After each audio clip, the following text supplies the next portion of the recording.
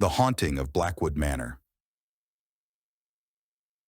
In the remote village of Blackwood, deep in the English countryside, stood an imposing, long-abandoned manor. Blackwood Manor was infamous for its dark legends and eerie tales. Villagers whispered of strange lights in the windows, phantom footsteps, and a spectral woman wandering the grounds at night.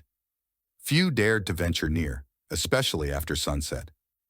The manor's story began in the late 1800s with Sir Edward Blackwood, a wealthy industrialist who moved there with his beautiful young wife, Lady Isabella, and their newborn son, James. The family was the pride of the village, hosting grand parties and contributing generously to the community. However, tragedy struck one stormy night when 5-year-old James vanished from his bed. Despite a frantic search, the boy was never found. Lady Isabella was inconsolable, and Sir Edward, racked with guilt and grief, became reclusive, convinced that something within the manor had taken his son. Lady Isabella, unable to cope, was found dead in the forest near the manor one cold winter morning.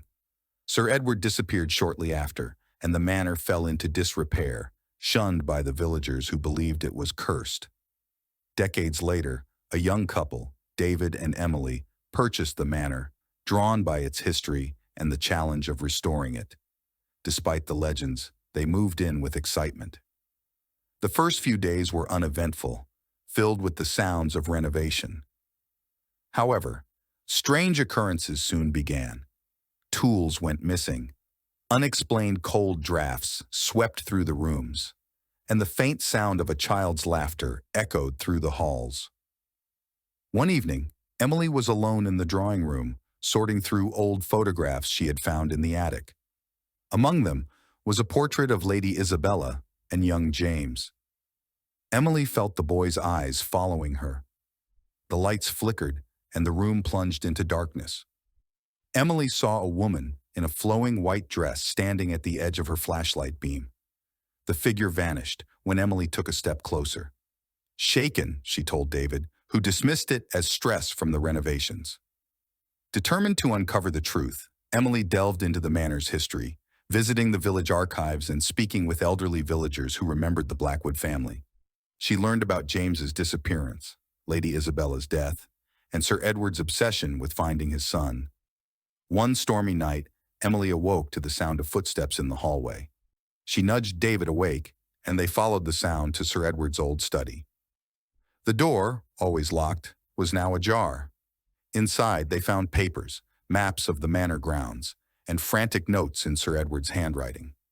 He believed James was taken by something within the house, convinced there was a hidden room. David and Emily searched the study and discovered a loose floorboard beneath the desk, revealing Sir Edward's diary. It detailed his descent into madness and his belief that the manor was alive, hiding secrets. As they read, a cold wind extinguished their candle, and they saw the ghostly figure of a young boy standing in the corner, clutching a teddy bear. "James," Emily whispered. The boy nodded, his eyes filled with sorrow. He pointed to the bookcase on the far wall.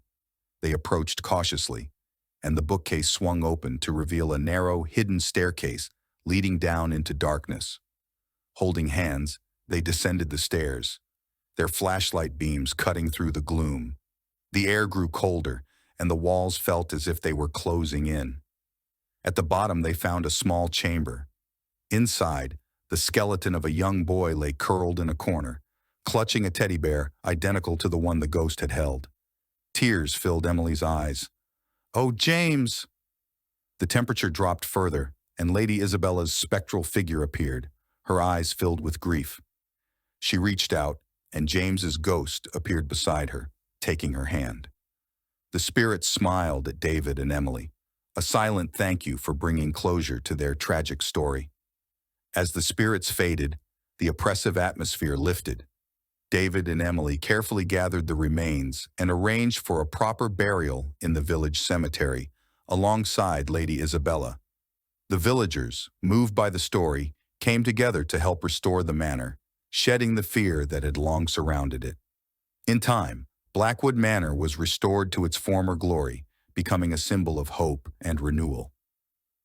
David and Emily remained, living peacefully, knowing they had helped a grieving family find peace. The whispers and shadows of the past were gone, replaced by light and life. The legend of Blackwood Manor transformed from a tale of sorrow and loss into one of redemption and closure, forever remembered by the villagers of Blackwood. And though some still spoke of ghostly figures wandering the halls, it was now with a sense of reverence and respect for the family that had once called the manor home.